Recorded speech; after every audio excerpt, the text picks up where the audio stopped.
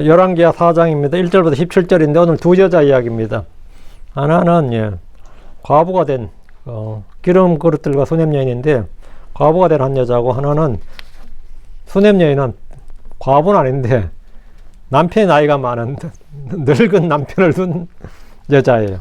늙은 남편을 둔 여자인데, 하나는 한 여자는 너무 가난했고 한 여자는 부자였습니다. 근데도 둘 다 또 뭐 사정들 있죠. 다 사정이 있어요. 좀 잘 보여줍니다. 열왕기 4장 3절 같이 읽습니다. 같이 읽겠습니다. 3절. 이에 그가 이르되 가서 너를 위해 너의 모든 이웃에게 가서 이웃에게서 그릇들을, 곧 빈 그릇들을 널리 빌려오되 몇 개만 빌리지 말라. 그릇을 많이 빌려오라 이 말이죠. 그릇들이 가득가득 채워줄 테니까 그릇을 많이 빌려오라 이 말인데, 일단 같이 기도하고 한번 봅시다. 위대하고 거룩한 주 하나님 감사합니다. 주의 영을 충만케 해주십시오. 은혜 많이 넘치게 부어주십시오. 말씀을 받을 해주십시오. 하번 주의 말씀을 듣기 위해서 한자리에 모인 혼들을 기억해 주시길 원합니다. 어디에 있든지 그들이 은혜 받게 해주시고 말씀을 받게 해주십시오. 그리고 말씀을 통해서 배움을 얻게 해주시고 변화를 받게 해주십시오.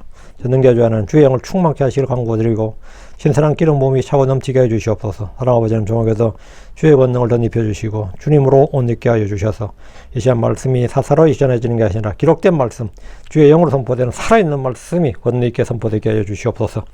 아버지 하나님, 또 저희가 간섭적으로 습관적으로 모이긴 하지만 이 모임이 늘 살아있는 그런 이 공동체, 연합, 주 앞에 모이는 그런 모임이 되도록 해주시길 간구합니다. 전능자 주 하나님께서 복을 주십시오. 감사드립니다. 주의 성기도합니다. 아멘. 오늘 공부할 말씀은 기름 그릇들과 수냄 여인의 축복입니다.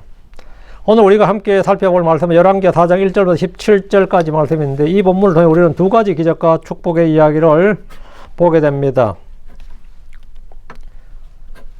첫 번째는 기름 한 병으로 빚을 갚고 생명을 보존에 대한 예언자 아내 이야기고, 두 번째는 수냄 여인에서 아들이 태어나는 복의 이야기입니다. 두 이야기는 서로 다른 맥락에 나오지만 공통적으로 하나님의 은혜와 순종 그리고 믿음의 실천을 보여줍니다. 기름 이야기에서 하나님의 사람이 시연한 기적의 은혜가, 수냄 여인 이야기에서는 하나님의 사람에 대한 섬김과 그 대가로 주어진 은혜의 기록이 나타납니다. 하나님 우리의 작은 것이라도 귀하게 보시고 그것을 넘치게 부어주시는 분입니다. 하나님은 겸손으로 섬긴 자를 기억하시고 그 섬김 위에 놀라운 복을 주시는 분입니다. 하나님 우리의 작은 것이라도 귀하게 보시고 그것을 넘치게 부어주시는 분. 또 하나님은 겸손을 섬긴 자를 기억하시고 그 섬김을 복 주시는 분이다 이 말입니다. 오늘 이 시간 우리는 각절을 따라가면서 하나님이 어떻게 가난한 자를 돌보시고 어떻게 섬긴 자를 기억하시고 어떻게 믿음의 순종에 기적을 행하시는가를 깊이 살펴보겠습니다. 자, 본문 보겠습니다. 1절입니다. 이제 예언자들의 아들들의 아내들 중에 어떤 여인이 엘리사에게 부르짖어 말하였더라. 당신의 종인 나의 남편이 죽었나이다. 당신께서도 당신의 종이 주를 두려워하였음을 아시나이다. 그런데 빚주는 자가 와서, 채권자죠. 빚주는 자가 와서 나의 두 아들을 취하여 자기의 노예들로 삼고자 하나이다. 남편 죽은 것에도 억울한데 남편도 유산을 좀 남겨주고 죽어도 그냥 죽으면 안 돼요. 최소한 보험 증서라도 남겨놓고 죽어야 된다고. 근데 그냥 떨렁 죽어버리는 데다가 최악이 이겁니다. 빚 남겨놓고 가는 거예요. 빚 남겨놓고. 빚을 남겨놓고 갔는데, 빚만 남겨놓고 가면 또 그만인데, 배째라 하려고 그랬는데, 그게 됐냐고요. 두 아들을 자기 취해서 자기 노예들로 삼고자 한다잖아요. 빚 못 갚으면, 노동력으로도 갚으라 이 말이죠. 예전에 이렇게 된 거죠. 노예들로 삼고자 한다 말이죠. 마누라도 잡아가서 예전에, 마누라 잡아갔습니다, 실제로. 나의 두 아들을 취하여 자기 노예들로 삼고자 하나이다. 이렇게 인생 진짜 막장일 수가 있냐 이거죠. 우리 남편이 그냥 솔직히 도박하다 빚졌다면 내가 참 할 말도 없다 이거예요.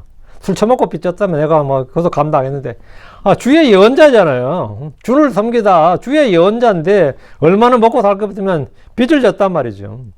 이 절은 매우 비참한 상황입니다. 우리 목사 제 남편 전도사였습니다. 개척교회 목사였습니다. 선교사였습니다. 이거 비단 거예요.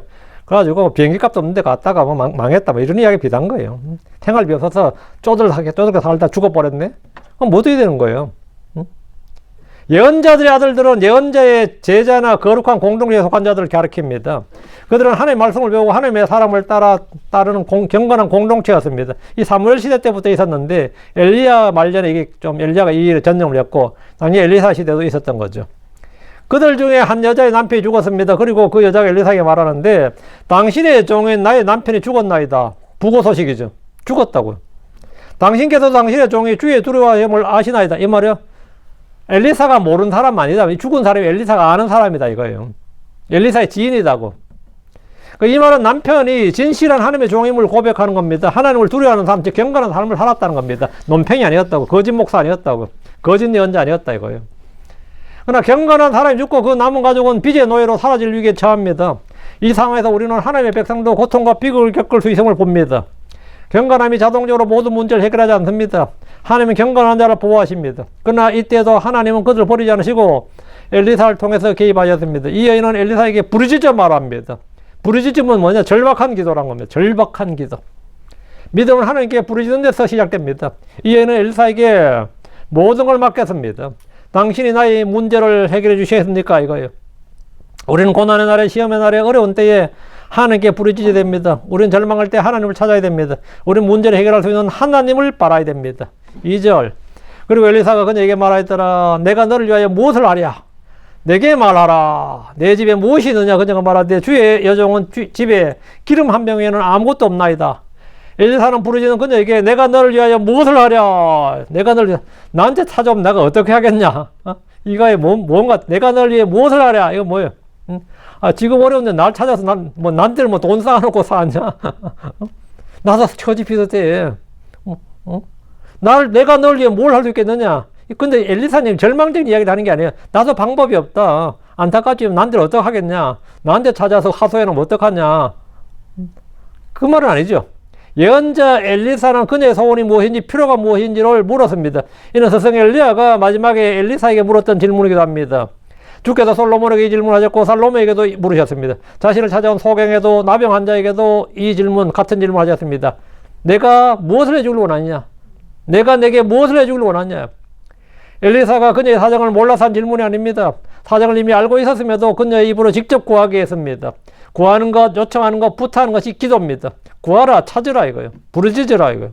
우리는 무엇이든지 원하는 것을, 필요한 것을 주께 구할 수 있습니다. 우리는 또 구한 것을 얻는 줄도 압니다. 내게 말하라. 내 집에 무엇이 있느냐? 하나님 우리의 필요를 헤아리지만 동시에 우리가 무엇을 가지고 있는지도 보십니다. 그 여인의 대답은 매우 간단합니다. 주의 여종은 집에 기름 한 병 외에는 아무것도 없나이다. 이게 전재산이라는 거예요. 집에 기름 한 병은 있다. 기름 한 병 외에는 아무것도 없나이다. 이게 우리 집의 전재산입니다. 이거예요. 그녀는 이제 가난한 과부였습니다. 예언자의 남편이 있을 때도 부유하지 않았습니다. 죽은 남편이나 조상들로부터 물려받은 유산도 거의 없었습니다. 성전의 연보함에 두 랩돈이라죠. 2마이트, 곧 1파딩을 넣었던, 한 고드란트를 넣었던 과부처럼 그녀는 가난했습니다. 그 여자는 성전에서 연보함에 넣었던 그 여자는 그게 생활비 전부였어요. 시돈에 속한 사르밧의 과부는 11계상 17장 12절에 내게는 빵이 없고 다만 통 안에 한 줌의 가루와 병 안에 조금의 기름이 있을 뿐이다. 이게 우리 전재산이라고요. 남은 재산 이게 전부라고. 그녀의 집에는 기름 한 병이 전재산이었습니다. 그러나 나의 부족이나 연약함이 하나님의 능력이나 은혜를 제한하지 않습니다. 내가 가진 것이 없거나 적다고 해서 하나님의 공급이 적느냐? 그건 아니다 이 말이죠. 내가 없으면 없을수록 공급은 넘칩니다. 내가 연약할수록 하나님의 은혜가 더 넘친다고. 죄가 많은 곳에 은혜가 넘친다고 하듯이 내가 연약한데 거기에 내 은혜가 풍족하다 이거예요. 내가 없다는 것, 내가 부족하다는 것이 하나님의 능력이나 은혜나 공급을 제한하지 않는다. 내가 어떠하든 주께서 일하시는 데는 아무런 문제 없습니다. 우리의 많고 적음은 주께 아무것도 아닙니다. 하나님은 우리의 크기나 양을 보지 않습니다. 하나님은 우리가 지금 가진 것, 있는 것을 보십니다. 기름 한 병이면 충분합니다. 가루에 통 안에 가루 조금 있으면 충분하다 이 말입니다. 고린도후서 8장 12절에 이는 만일 먼저 자원하는 마음만 있으면 사람이 가진 것에 따라 그것이 받아들일 것이요 사람이 가진 것에 따라 그것이 받아들여진다고요. 그가 갖지 아니한 것을 받지 아니하시리라. 주님은 우리가 갖지 않는 것을 내놓으라고 하지 않습니다. 우리가 가진 것이 무엇인지를 보라고 하십니다. 어떤 사람 자신이 가진 것이 많으면 여유가 있으면 그때 하나님께 많이 드리겠다고 합니다. 자기가 돈을 벌면 저한테도 그런 분 있어요. 제가 복권 당첨되면 목사님한테 좀 떼드리겠습니다. 안 주겠다 그 말을 그렇게 하더라고. 아무것도 안 주겠다는 말을 그렇게 하는 거예요. 근데 자기는 힘을 가지고 아직도 복권 사고는 있대 매주 하는데. 내가 그걸 기도해 줘야 되나 모르겠다. 어떤 사람 자신이 가진 것이 많아야 여유가 있어야 그때 하는 게 드리겠다 생각해요. 그러나 하나님은 그 작은 것을 기뻐 받으십니다. 그가 가진 것 중에서 그가 가진 것, 그 작은 것, 적은 것을 받으십니다. 기름 한 병, 작은 기도, 작은 사랑, 작은 섬김, 작은 수고, 작은 희생, 주께 드리는 작은 것, 하나님은 그것을 은혜롭게 복을 주심으로써 풍성하게 하십니다. 오병이의 기적이 대표적입니다. 주님은 어떤 아이의 손에서 5개 빵과 2마리의 물고기로 광야의 백성 5,000명을 먹이셨고 12광줄이 가득히 남기셨습니다.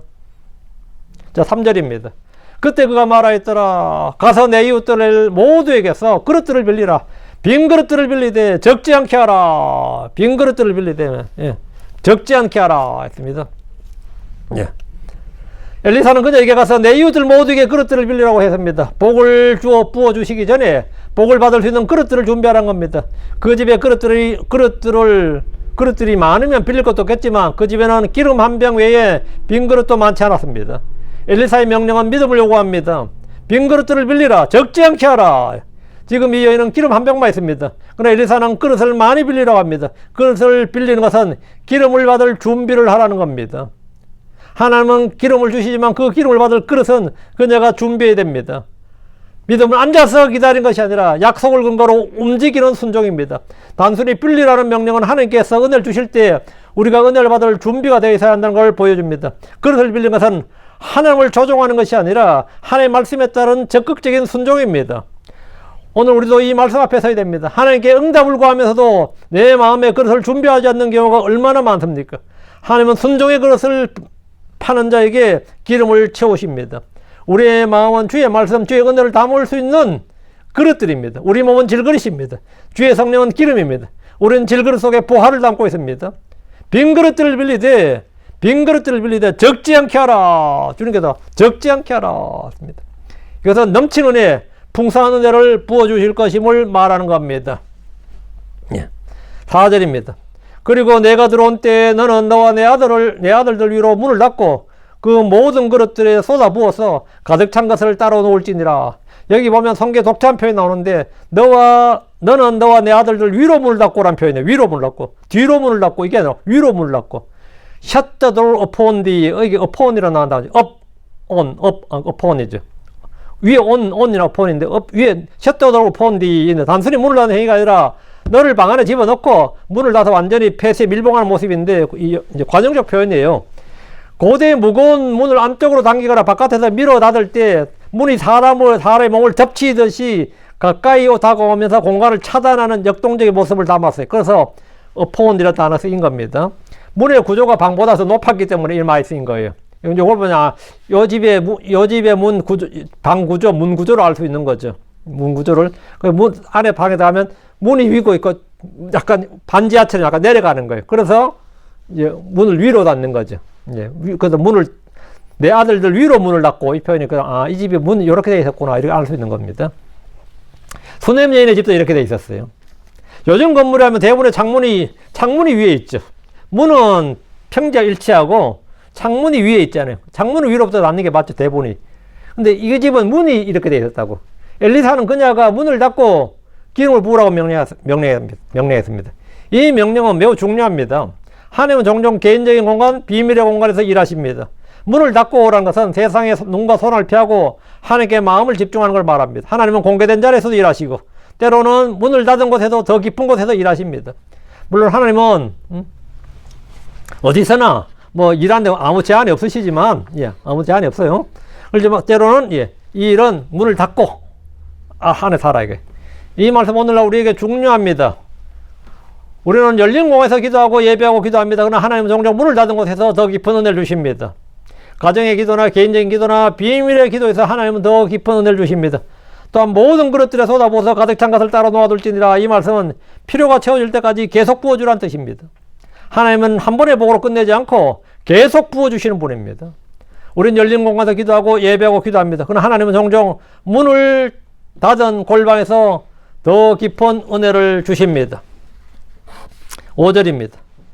그리하여 그녀가 그에게서 떠나가서 자기와 자기 아들들 위로 문을 닫았더라. 아들들이 그릇들을 그녀에게로 가져오며 그녀가 부었더라. 그녀는 엘리사의 말을 듣고 떠나서 자기와 자기 아들들 위로 문을 닫았습니다. 그릇들을 빌린 일은 그녀의 아들들이 맡았습니다. 그녀는 엘리사의 말을 조금 더 심하지 않고 순종합니다. 그리고 아들들이 그릇을 가져오면 그녀가 기름을 부었습니다. 이 순종은 기적을 불러왔습니다. 기름 한 병이 많은 그릇을 채우고 또 채웠습니다. 자연세계와 물리적 법칙을 완전히 벗어나 일어나는 이런 일을 세상은 기적이라고 부릅니다. 하나님의 권능은 우리 눈에 언제나 기적이고 이적입니다. 오늘 우리는 이 말씀에서 순종의 중요성을 봅니다. 많이들이 기도하고 말씀을 듣지만 순종하지 않습니다. 그러나 하나님은 순종하는 자에게 복을 주십니다. 6절입니다. 그릇들이 가득 찼을 때, 뭘로? 그 기름으로. 가득 찼을 때 이런 일이 있었으니 그녀가 자기 아들에게 말하였더라. 내게 그릇 하나를 더 가져오라. 예, 그가 그녀에게 말하였더라. 더 이상 그릇이 없나이다. 그러자 기름이 멈췄더라. 기름 더 부으려고 그러는데 이제 그릇이 없어요. 이제 기름을 부을 그릇이 없어. 그러니까 기름이 그쳤다 이거죠. 그릇들이 기름들로 가득 찼습니다. 이것은 우리 주께서 광야에서 빵 5개, 물고기 2마리로 5,000을 모이고 남은 것이 12광주를 가득 채웠던 것 같습니다. 하나님은 작은 것 하나, 적은 양으로도 얼마든지 필요한 충분한 분량을 생산해낼 수 있습니다. 엘리야는 사박 과부의 집에서 한 줌의 가루와 병 안에 조금의 기름으로 그들이 줄이지 않고 계속해서 먹을 수 있도록 했습니다. 엘리사는 한 병의 기름으로 빌려온 그릇들에 기름을 가득 채웠습니다. 여자는 계속해서 기름이 나온 것을 보았습니다. 그녀는 기름을 부으면서 자기 아들에게 내게 그릇을 하나 더 가져오라. 아직도 기름 있는 거예요. 응? 그릇만 있으면 뭐 끝없이 붓는 거죠. 이 아들이 더 이상 그릇이 없나이다. 그럼 옆집 가서 달려가서 그릇을 더 빌려와야지. 응? 빌려온 그릇들이 전부 기름으로 가득 채워졌습니다. 더 이상 기름을 담을 그릇이 없자 기름이 멈추었습니다. 이런 때는 그릇이 아니라 큰 가죽 부대나 통을 가져왔으면 좋았을 것이라는 생각이 듭니다. 엘리사는 그릇들을 빌리게 했고 그 그릇들에 충분한 양의 기름을 공급해 줬습니다. 여기서 그릇이라는 게 뭐 작은 그릇이 아니에요. 항아리 같은 그런 그릇입니다. 그러니까 이것은 뭐죠? 예. 위에 가득가득 채웠으면 뭐 엄청난 양의 기름인 거죠. 몇 리터 정도가 아니라 몇 말, 뭐 요즘은 우린 여기서 갤런으로 하면 수십 갤런의 기름 되는 거예요. 수십 갤런은 약 대략 한 100갤런의 기름이 될 겁니다. 이러면. 네. 그래서 충분히 공급해 줬다고요. 그 하나님의 무한정 공급이 아니라 여기서 무한정 주신 것이 아니라 그들에게 필요한 만큼 충분히 주시고 그쳤습니다. 광야에서 먹다 만나가 가나안 땅에서 그쳤던 것 같습니다. 하나님 주신 복은 그릇이 가득 찰 때 멈춥니다. 축복은 준비된 그릇의 크기에 따라 제한됩니다. 하나님 우리의 준비된 그릇을 채우십니다. 하지만 그릇이 없으면 복은 멈춥니다. 우리는 준비된 그릇을 가져야 됩니다. 우리 각 사람은 자신의 그릇을 잘 준비해야 됩니다. 그게 데살로니가 4장 4절에 나옵니다. 너희 각 사람이 거룩히 구별함과 존귀함으로 어떻게 자기 자신의 그릇을 소유할 줄 알되 자기 자신의 그릇을 소유할 줄 알아라. 자기 자신의 그릇을 소유할 줄 알아라. 우리는 모두 자신의 그릇을 소유할 줄 알아야 됩니다. 디모데후서 2장 20절 21절. 그러나 큰 집에는 금이나 은이나 은으로 된 그릇들뿐 아니라 또 나무나 흙으로 된 그릇들도 있느니라. 이에 어떤 것들은 종기에 이르고 어떤 것들은 수치에 이르느니라. 그러므로 만약 어떤 사람이 이런 것들로부터 자기를 정결하게 하면 그는 종기에 이르는 그릇 꼭 거룩히 구별되어 주인이 사용하기에 적합하고 모든 선한 일에 예비된 그릇이 되리라. 우리는 하나님께 축복을 구하지만 그 그릇을 준비하지 않습니다. 복을 주시려 해도 그릇을 준비하지 않고 그릇을 준비해도 너무 적게 준비해서 금방 멈춰버리게 만들어버립니다. 7절입니다. 그때 그녀가 와서 하나님의 사람에게 고하였더라. 이에 그가 말하였더라. 가서 그 기름을 팔아 내 빚을 갚고 너와 내 자녀들은 그 남은 것으로 살리라. 남은 것으로 살라. 그 엘리사는 그릇에 몇 개 채웠냐 묻지 않았어요. 충분히 공급됐다는 걸 이미 알고 있기 때문에 이제 기름이 찼다는 걸 이제 고하였더라. 보고했단 말이죠.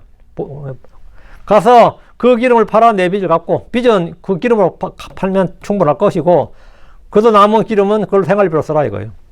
빈 그릇들에 기름을 가득 채운 여자는 엘리사에게 와서 말했습니다. 엘리사는 그녀에게 가서 그 기름을 팔아 내 빚을 갚고 너와 내 자녀들은 그 남은 것을 살라 합니다. 예언자의 아들이 남편이 죽고 과부가 되었고 빚이 있었고 먹을 것이 아무것도 남지 않았던 절망적인 상황에서 그녀는 주의 종 엘리사를 찾았고 하나님 은혜를 받았습니다. 하나님 그녀가 빚을 갚고 자식들과 함께 살 수 있도록 충분한 기름을 주셨습니다. 지금은 돈 줬다 이 말입니다. 하나님 필요를 채우시는 공급자고 돕는 분이십니다. 하나님은 그녀의 가난을, 그녀의 빚을 해결해 주었습니다. 생계 문제를 해결해 주었습니다. 주님은 공급자다. 이거예요. 모든 필요의 공급자입니다.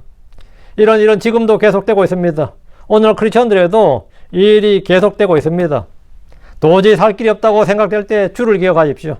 주께 구하고 주를 찾아보십시오. 이상하게 해결됩니다. 우리는 이상하게지만 그게 이제 성경적으로 은혜롭게 해결됩니다. 우리는 이상하게 아니면 기이하게 놀랍게 이렇게지만 다시는 한해 은혜로 다 해결됩니다. 주의 말씀을 깊이 생각하고 그 말씀을 믿고 사용하십시오. 현실에서 기적이 일어납니다. 안 일어날 것 같죠? 일어납니다. 현실에서 기적이 일어나요. 아이고, 대체 어떻게 살라고, 어떻게 살라고, 막 이러면, 말로는 뭐 안 될 것 같아, 안 될 것 같아, 뭐 안 돼요, 뭐가 비싸요, 뭐가 어떻게 못 살아요, 뭐 이 말에서도, 아닙니다. 마음만 해결되면 다 삽니다. 하나님은 죽어 있는 분이 아니에요. 하나님은 다, 우리 사정을 다 알고 다 공급합니다. 그거 뭐 모르겠다 싶으면 나를 봐. 나도 살고 있어요. 다들 궁금해요. 윤목사 어떻게 사는지. 하나님이 공급하시고 살고 있어요. 하나님 살고 있다고.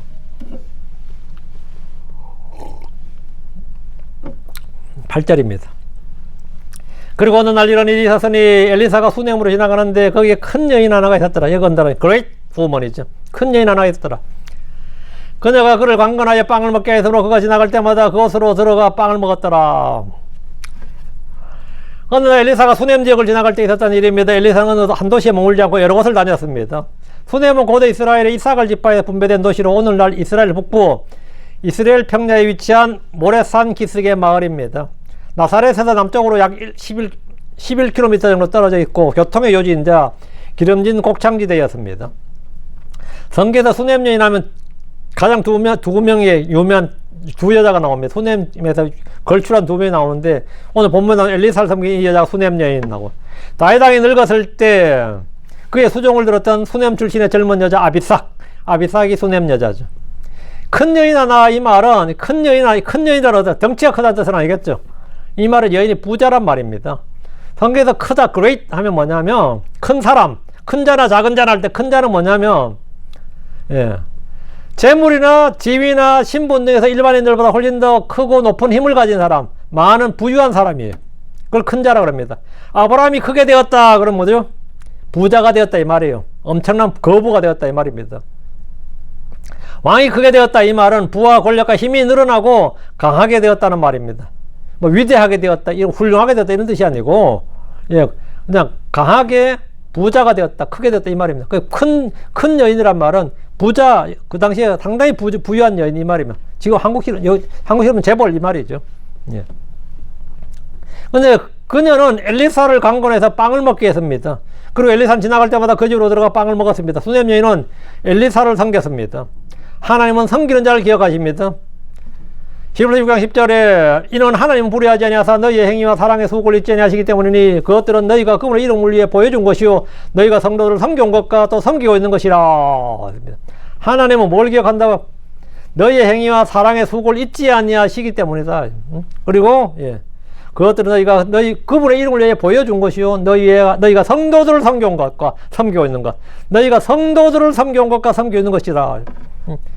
이 수넴 여인은 성도들을 섬겼어요. 누구? 엘리사죠. 엘리사를 섬겼다고. 주의 종, 주의 성도라고. 사르밧 과부는 지독히도 가난했지만 엘리야를 섬겼고 수넴 여인은 부유한 여인으로서 엘리사를 섬겼습니다. 누가 나은 것 같아요? 엘리사는 사르밧 과부의 섬김을 받았고 되게 가난한 과부였죠. 과부의 섬김을 받았고 수넴 여인은 엘리사는 제자인 엘리사는 부자의 섬김을 받았어요. 이는 우리의 섬기는 사역이 돈에 많고 적음에 달려있는 것이 아니라 마음의 문제고 그 사람 관계의 문제가 아니라 이 말입니다. 9절입니다. 그리고 그녀가 자기 남편에게 말하였더라. 이제 보소서 내가 깨달았나니 계속해서 우리 곁을 지나가는 이분은 하나님의 거룩한 사람이니이다. 자기 남편에게 이제 말을 하는 거예요. 자기 남편에게. 그 여자가 영적 통찰력이 분별력이 좀 더 있는 거예요. 수넴 여인은 엘리사를 섬기는 일에 먼저 자기 남편에게 말했습니다. 그녀는 엘리사가 지나갈 때마다 강건에서 빵을 먹게 했던 것은 엘리사가 누구인 줄 알았기 때문입니다. 그녀는 자기 남편에게 엘리사에 대해 말했습니다. 이제 보소서 내가 깨달았나니 계속해서 우리 곁을 지나가는 이분은 하나님의 거룩한 사람이니이다. 수냄 여인은 사람 보는 안목이 있었습니다. 왜 사람 보는 안목이 있었을 것 같아요? 이 사람이 하나님 사람 일을 어떻게 한 것 같아요? 점괘가 있어서 아니에요. 신통력이 있어서 아닙니다. 자기가 하나님 사람이었기 때문이에요. 유유상종입니다. 자기가 하나님의 사람이었기 때문에 엘리사와 같은 영을 지닌, 같은 믿음을 지닌 사람을 알아보는 겁니다. 여호사밧은 아합과 달리 주의 선한 왕이었기 때문에 아합 왕궁에 있던 거짓 예언자들의 말을 전부 다 이마들 다 거짓말쟁이라 바알의 예언자들을 안 겁니다. 그럼 우리가 진짜 주의 예언자, 주께 물을 만한 주의 예언자가 없나이까 이래 찾는 거예요. 왜? 자기가 주님의 사람, 주의 백성이기 때문인 겁니다. 자기가 주의 백성이기 때문에 그런 거예요. 다른 이유가 없어요. 그 하나님의 음성은 누가? 하나님의 양떼들은 양들은 목재의 음성을 알아듣는다고. 수냄 여인이 그런 사람이기 때문에 그런 사람 알아보는 겁니다. 많은 사람들이 뭐 유목의 설교 듣는다 그러면 같은 영이 그나마 좀 뭐 물론 호기심에 듣는 사람도 있고 뭐 추천을 받아 듣는 사람도 있고 뭐 별의별 사람 그건 다 떨어져 나가요. 얼마 안 지나면 다 뭐 들어보기 별거 없네 그럴 때는 하고 뭐 말이 빠르네 뭐 어쩌저쩌고 하면서 나오고 뭐 좌판에 우판에 하면서 나오고 별게 다 있는데 결국 말씀의 영이 있고 그 같은 그게 있으면 엄청 알아들어요. 뭐 어쩌네 저쩌네 해도 한 번 두 번 듣다 보니까 이게 하나님 말씀이다. 그 사람이 하나님 종이다. 이렇게 알아듣는다고. 또 자신이 거짓된 마음을 갖고 있는 사람은 또 거짓 목사를 만나서 그 사람이 하나님 종이라고 또 평생 섬기고 그렇게 합니다. 다 유유상종이에요. 다 그런 사람 하지 우리가 그런 사람들 아니라고 할 필요도 없고. 그야 그 아합 앞에 있는 거짓 예언자들, 그럼 요람 앞에 있는 거짓 예언자 할 때 여호사밧은 이것도 다 헛소리고 주께 물을 주의 예언자가 없나? 하나님 사람 주의 예언자가 여기 없나? 이 자리 없나니까 이렇게 딱 묻잖아요. 자기가 그렇기 때문이죠. 그 수냄 여인도 마찬가지였습니다. 그 엘리사에 대해 들을 때, 그가 하나님 예언자임을 정확히 알아낸 여호사밧처럼 수냄 여인도 마찬가지로 엘리사가 하나님의 거룩한 사람인 것을 그냥 단번에 알았어요. 단번에 알았고 정확히 알아서 그래서 숨긴 겁니다. 베델 사람들은 엘리사를 너 내 머리요라고 조롱했습니다. 베델 사람들의 마음이 그랬기 때문에 그렇게 보인 겁니다. 복음서에도 예수님 누구인지 안 사람과 그렇지 않은 사람은 예수님을 대하는 방식이 전혀 다릅니다. 수냄 여인이 엘리사를 섬길 수 있었던 것은 엘리사의 인간적인 매력이나 인품이나 뛰어난 학식이나 경력 때문이 아니라 그가 하나님의 거룩한 사람이었기 때문입니다. 주께서 마태복음 10장 42절에 그리고 누구든지 제자 이름으로 이 작은 자들 중 하나에게 단지 찬물 한 잔을 주어 마시게 하는 자는 진실로 내가 너에게 말하노니 그가 결코 자기 보살을 취하니하리라. 수냄 여인은 자기가 부자였기 때문에 엘리사를 섬긴 것이 아닙니다. 주를 사랑하고 섬기는 자들은 주의 종들 또한 사랑하고 섬깁니다. 이것은 분리되지 않습니다. 주를 잘 섬기는 사람은 주의 종들을 결코 업신여기잖아요. 주를 업신여긴 사람들이 결코 주의 종을 존중하는 법은 없는 겁니다. 주의 말씀을 사랑하지 않는데 주의 종을 사랑한다 그런 건 없어요. 주를 두려워하고 주를 섬기는 사람, 주를 사랑하는 사람이 주의 말씀도 사랑하고 주의 종도 사랑하고 주의 교회도 사랑하는 겁니다. 10절입니다. 내가 당신께 청하오니 우리가 담 위에 작은 방 하나를 만들고 거기에 그를 위하여 침상과 상과 의자와 촛대를 두어 그가 우리에게 올 때 그가 거기로 들어가리이다. 이 여자가 하는 말은 뭐냐? 엘리사한테 우리 방 하나 만들어줘야 이거죠. 지금으로 치면 뭡니까? 요즘 캘리포니아 말하는 거 자기 집이 있으면 옆에다 방 하나 지을 수 있잖아요.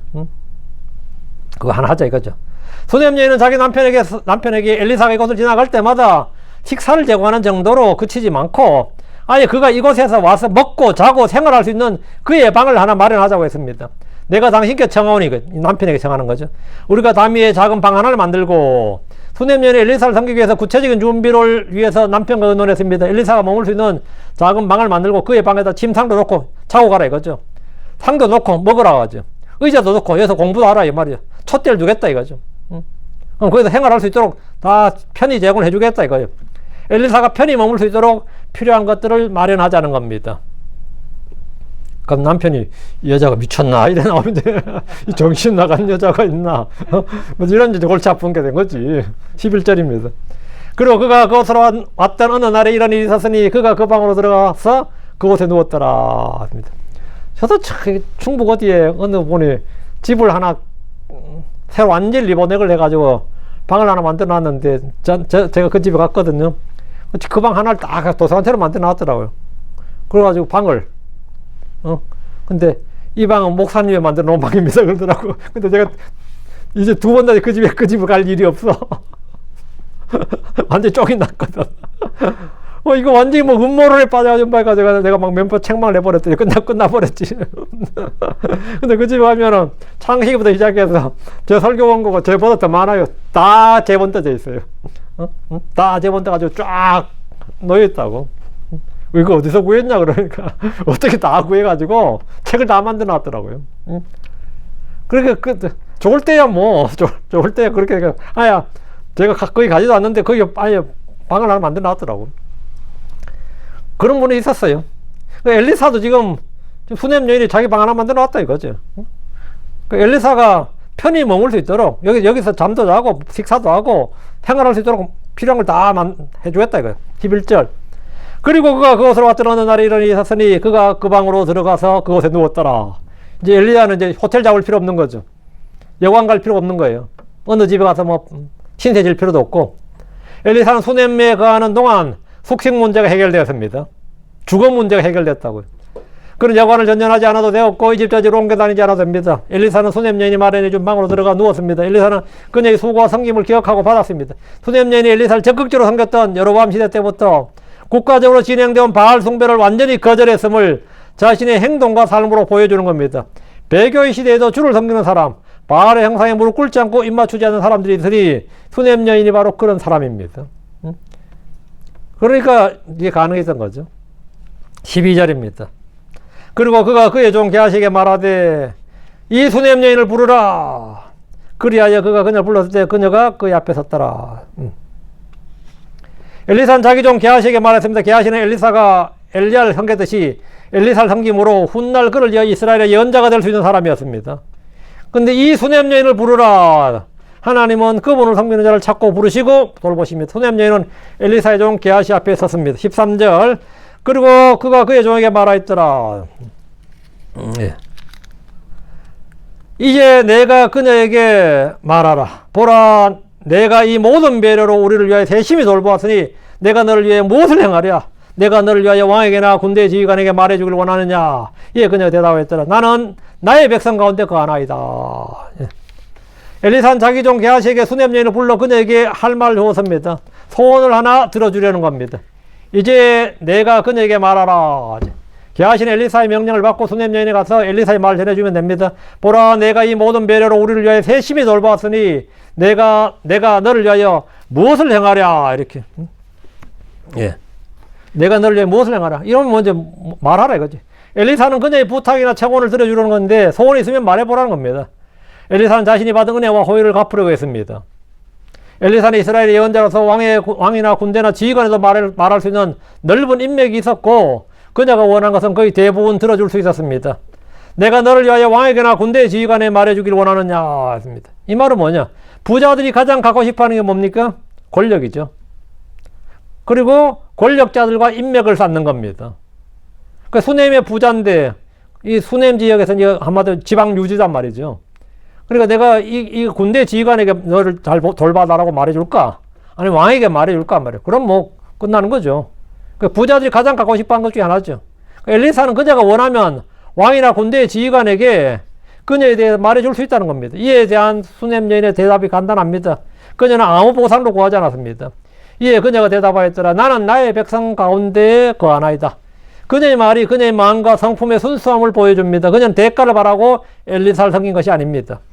이 땅에서 우리가 교회에 헌금하고 선교사를 후원하고 어떤 사람을 돕고 지원할 때 자기가 도운 사람에게 뭔가를 기대하거나 실망하거나 배신감을 느끼기도 합니다. 자기가 한 일에 대해서 한 해의 보상을 기대하는 것이 옳은 일이고 믿음의 행위입니다.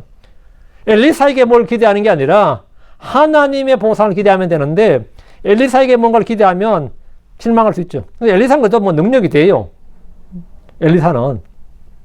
그러니까 엘리사 과감하게 내가 내게 무엇을 해주기를 원하느냐 이렇게 말하는 거죠. 저는 이런 말 못하지. 내가 너를 위하여 무엇을 행하랴 이러면 제가 그 말 못하는 건 제가 그걸 못해주니까 그렇죠. 그러니까 뭐라 묻겠어요? 제가 뭘 기도해 드리면 되겠습니까? 이 정도지. 제가 해줄 수 있는 말은, 제가 할 수 있는, 저는 그럼 뭘 기도해 드리면 되겠습니까? 이러지. 내가 널 위해 무엇을 행하랴? 뭐 이렇게는 못 하는 거죠. 그렇게 해줄 수 있으면 뭐, 우리 교회 지금 꼬라지가 아니지. 그 정도 되면. 예. 근데 이 수냄 여인은 엘리사에게 아무것도 기대하지 않았습니다. 하늘의 보상, 하나님의 보상을 그냥 바라는 것이지. 그 자기의 수고와 섬김은 반드시 그에 따른 보상이 있습니다. 자기 행위에 따라, 자기의 수고에 따라, 뭐래요? 각 사람은 자기 행위에 따라 보상을 받으리라. 자, 14절입니다.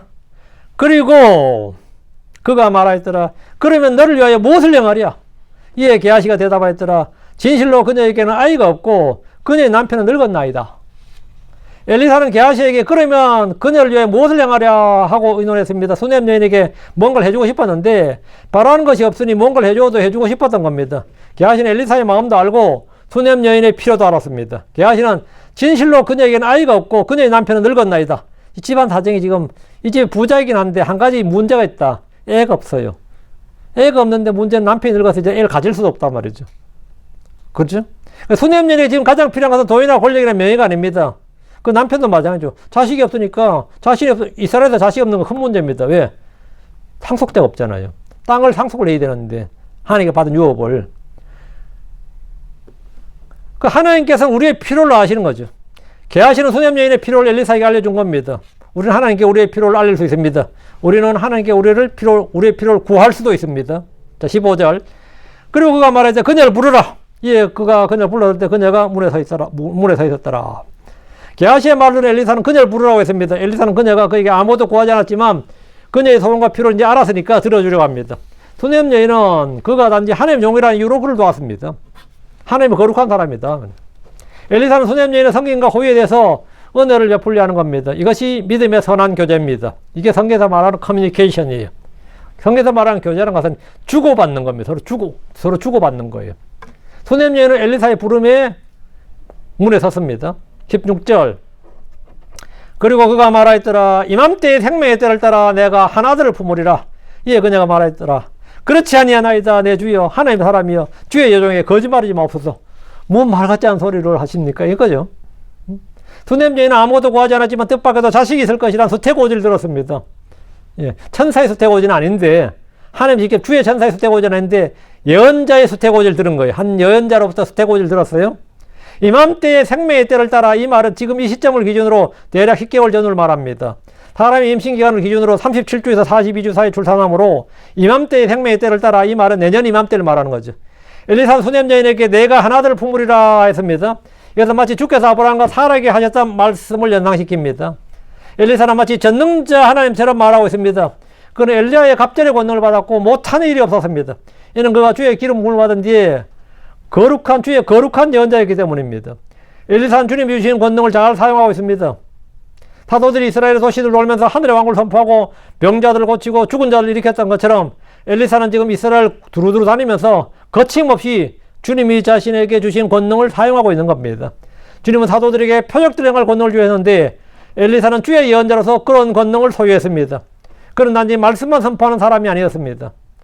물도 고쳐줬고, 예, 여리고에서는 물을 고쳐줬고, 물 고치면서 땅을 고쳐줬고, 여기서는 뭡니까? 예. 예언자의 과부가 된 예언자의 아내에게는 빚을 갚아줬고, 생활비를 줬고, 수냄 여인에게는 지금 아들을 주려는 거예요. 엘리사의 말에 수냄 여인은 말합니다. 그렇지 아니하니다 내 주여 내 하나님의 사람이여 주의 여종에게 거짓말하지 마옵소서. 이 수냄 여인도 나머지 믿음 있는 사람이고 그런 사람인데 이 말을 들을 때는 뭡니까? 순간적으로 예, 이거 딱 그냥 거절하죠. 예. 수냄 여인은 엘리사를 주의 거룩한 예언자, 엘리사가 주의 거룩한 예언자라는 사실은 알았어요. 그리고 인정했고 믿었어요. 그가 그런 일을 할 수 있는 권능이 있다고는 생각하지 못했습니다. 알았더라면 게하시를 통해 소원을 말하라고 했을 때 이미 했을 겁니다.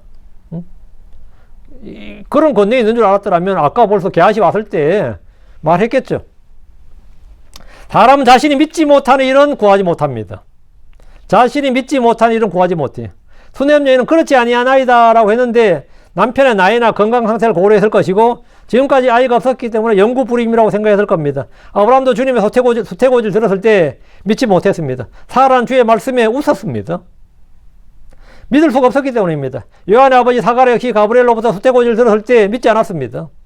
수냄 여인은 엘리사의 말을 듣고 거짓말하지 말라고 할 정도였습니다. 그런 우리 식으로 하면 그런 농담을 하지 마세요. 이런 거죠. 좋은 말이긴 한데 그런 농담 하지 마시고 뭐 이런 식이죠. 수냄 여인은 이 말씀에 믿음이 없었습니다. 주의 말씀, 주의 권능보다 자신의 상식과 지식과 경험적 판단을 더 우선했기 때문입니다. 사람에게는 불가능한 모든 일이 하나님께는 가능합니다. 우리는 믿음을 가져야 됩니다. 그러니까 하나님을 믿으라. 하나님을 믿으라. 그 마가복음 11장 22절 하나님 믿으라 말씀대로 우리는 자기를 부인하고 주를 신뢰해야 됩니다. 17절 그 여인이 수태하여 엘리사가 그녀에게 말한 그때 그 생명의 때를 따라 한 아들을 낳았더라 합니다. 수냄 여인은 엘리사의 말에 놀라서 그의 말을 부인했음에도 불구하고 엘리사가 네 그렇게 나오면 아들 못 갖는다 이래서 끝나는 거죠. 근데 그렇게 그의 말을 부인했음에도 불구하고 수태해서 아들을 낳았습니다. 그 여인이 수태하여 엘리사가 그에게 말한 그때 그 생명의 때를 따라 엘리사의 말이 문자적으로 정확하게 이루어졌다 이 말이죠. 문자 그대로 그에게 성취되었습니다. 이로써 그 일은 하나님이 행하신 일임을 알게 되는 거죠. 그리고 엘리사는 주의 종, 주의 예언자라는 사실이 확정된 겁니다. 그렇게 안 되면 거짓 예언자가 되는 거고요. 그게 됐단 말이죠. 불임의 가족들에게 가장 큰 소원은 자식 얻는 일입니다.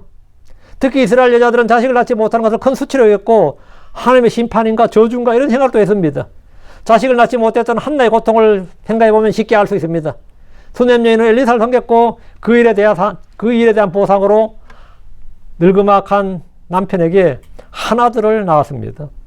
이거는 뭐 사가랴도 마찬가지였고 뭐 삼손의 아버지도 마찬가지였고 뭐 이삭도 아들 늦게 낳았죠. 아브라함은 진짜 늦게 낳았고 다 비슷비슷한 거죠. 이건 전적으로 하나님의 은혜, 하나님의 권능이었다 이 말입니다. 사람의 일로는 안 된다. 그게 말이 되냐? 이럴 때 일이 일어난 겁니다. 이 일로 엘리사의 말은 한마디도 땅에 떨어지지 않고 모두 성취된다는 사실이 입증되었습니다. 그가 참으로 하나님의 예언자라는 사실도 입증되었습니다. 엘리사의 입에서 나오는 모든 말이 곧 주의 말씀이었습니다. 자, 결론입니다. 오늘 우리는 열왕기하 4장 1절부터 17절까지 두 여자 이야기를 봤습니다. 이 말씀을 통해 많은 걸 배워요. 기름 한 병으로 빚을 갚고 생명을 보존하게 된 어떤 예언자의 아내 이야기와 수냄 여인의 섬김과 그 대가로 주어진 그 보상으로 주어진 아들 탄생이라는 축복을 봅니다. 이 본문은 오늘 우리에게 몇 가지 분명한 교훈을 줍니다. 첫째, 하나님은 우리의 작은 것을 사용해서 우리가 가진 작은 것, 우리에게 있는 것을 사용해서 모든 필요를 공급하신다는 사실입니다. 그러니까 여러분이 지금 뭘 가지고 있어도 그것으로 하나님은 얼마든지 뭡니까? 확대 재생산, increase 할 수 있다 이거예요. 여러분의 작은 겨자씨 하나를 만한 믿음도 산을 움직일 만한 큰 믿음으로 만들어줄 수 있습니다. 여러 가진 작은 뭐 하나라도 주님 그걸로 모든 일을 하실 수 있어요. 둘째, 하나님은 겸손으로 섬기는 자를 기억하시고 그 섬김 위에 놀라운 복을 주시는 분입니다. 셋째, 무엇은 자 순종은 기적을 불러옵니다. 그릇을 빌려면 그릇을 빌리고 순종은 기적을 불러옵니다. 넷째, 하나님의 복은 준비된 그릇의 크기에 따릅니다. 우리는 자기 그릇을 어떻게 준비해야 될지를 평소에 늘 준비할 줄 알아야 된다. 다섯째, 우리가 하나님께 드리기를 시작할 때 하나님 우리를 빈손으로 두지 않습니다. 여러분이 하나님께 무언가를 드리기 시작할 때부터 여러분은 빈손으로 여러분 빈손으로 두지 않는다. 그건 여러분 오늘부터 실천해 보면 됩니다. 하나님께 드리기 시작해서 여러분이 이거 헛짓 됐네. 그런 건 없어요. 내가 수입에 비해서 좀 많이 드렸네. 이것 때문에 좀 어렵겠네. 그렇지 않습니다. 하나님께 드리기를 시작할 때 하나님 우리를 절대로 빈손으로 두지 않습니다. 하나님 섬긴 자를 기억하시고 순종한 자에게 복을 주십니다. 고난 중에 주의 예언자를 찾았던 한 과부 여인과 수냄 여인은 처지는 환경은 다르지만 모두 가장 필요한 것들을 필요한 때에 정확하게 공급받았습니다. 이게 뭐냐? 공급자 하나님이에요. 우리의 모든 필요를 채우시는 하나님입니다. 오늘은 오늘 두 여자 이야기를 했는데 완전히 상반된 환경에 처한 두 사람 이야기지만 또 하나님은 동일하신 분입니다. 기도합시다. 여러분이 모두 다 환경에 눌려서 환경에 주눅들지 말고 도저히 안 되니다. 불가능한 일이다. 어쩔 수 없는 일이라 이렇게 말할 게 아니에요. 수냄 여인에게 아들 낳는 일은 진짜 불가능한 일이었고 과부 여인이 가난한 과부 여인에게 아들이 지금 노예로 팔릴 판국에 빚을 갖고 생활했다는 것은 거의 생존이 불가능한 일이었어요, 실제로. 그런데 주를 만난 사람들에게는 그런 게 없어요. 주를 만난 사람들에게는. 주를 찾는 사람들에게는. 우리가 어떤 사람들인가를 스스로 자신의 정체성을 좀 확립하시고, 예, 주 앞에 기도합시다. 위대하고 거룩한 주 하나님 감사합니다. 하나님 계속해 주셔서 주의 말씀을 선포했습니다. 선포된 모든 말씀들이 성도들에게 잘 전달되고 듣는 혼들이 말씀을 통해서 복을 받게 해 주시옵소서. 사랑하는 아버지 하나님, 저희는 아무것도 아닙니다. 실제로 가진 것이 없는 것처럼 보이고 저희가 가진 너무 적은 것처럼 보일 때가 있습니다. 그러나 다윗이 가진 작은 물맷돌로 거인 골리앗을 무너뜨리는데 아무런 문제가 없었듯이 아버지 하나님 또 이 물이 없어서 다 갈대로 다 죽어갈 때 주님께서 반석에서 물을 내시고 또 아버지는 그 에돔의 광야에서 물을 흐르게 하셨듯이 주님께서는 참 저희가 없는 것, 가진 것이 없고 뭐 소유한 게 없다고 할 때 주님께서는 그것이 아무런 문제가 되지 않는, 아무런 제약이 되지 않는 것을 압니다. 선하신 주님께서 돕고자 하실 때, 주님께서 공급하시고자 할 때 저희 나만 받을 마음만 있으면 됩니다. 주님, 저희 마음을 넓혀주시고 저희가 자기 자신의 그릇을 어떻게 소유할지를 잘 알게 해주시옵소서. 저희 마음이 먼저 준비되길 원합니다. 주의 은혜를 받기를 원하고 말씀을 받기를 원합니다. 주의 성령을 더 많이 받기를 원합니다. 주님께서 저희를 채우시되 가득 채워주시고 생수의 강이 넘치게 하여 주시기를 원합니다. 할아버지 하나님, 모두 저마다 사정이 있습니다. 어떤 사람은 풍족한 가운데도 문제가 있고 어떤 사람은 가난 가운데 궁핍한 가운데 고통을 받습니다. 그러나 주님은 동일하신 분이고 주님의 공급하심은 신실하십니다. 아버지 하나님, 저희가 주를 찾고 주를 부를 때 저희가 주님으로 인해서 만족 있게 해주시옵소서. 풍요가 있게 해주시고 넘침 있게 해주시옵소서. 무엇보다도 마음속에 하나님의 왕국이 넘치게 하여 주셔서 성령 안에서 의와 화평과 기쁨이 넘치고 정말 저희가 주님을 부르는 감사와 찬양이 넘치게 하여 주시옵소서. 그리고 무엇보다 말씀이 풍성히 가게 하셔서 저희 속에 주의 말씀이 넘치게 해 주십시오. 이곳 말씀 집력의 모든 성도들이 복을 받게 하시고 은혜 받게 하여 주십시오. 감사드립니다. 주의 승기도합니다. 아멘.